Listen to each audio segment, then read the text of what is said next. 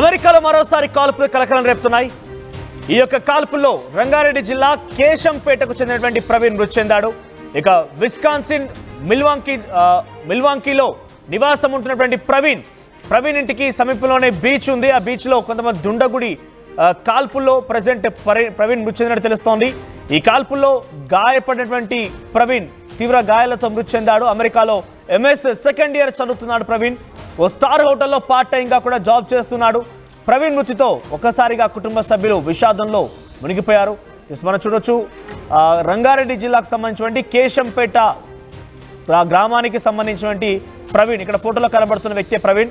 MS second year చదువుతున్న అమెరికాలో. ఆయన ఉన్నటువంటి ఆ విస్కాన్సిన్ ప్రాంతంలో ఒక బీచ్ ఉంది. ఆ బీచ్లో ఉన్నటువంటి సమయంలో ప్రవీణ్ పైన గుర్తు తెలియని దుండగులు కాల్పులకు తెరలేపారు. ఒకసారిగా కాల్పుల్లో గాయపడిన ప్రవీణ్ చికిత్స పొందుతూ మృతి చెందినట్టు తెలుస్తోంది. సో దీనికి సంబంధించి ఆ కుటుంబ సభ్యులు మొత్తం కూడా కుటుంబంలో విషాద ఛాయలు అలుముకున్నాయి.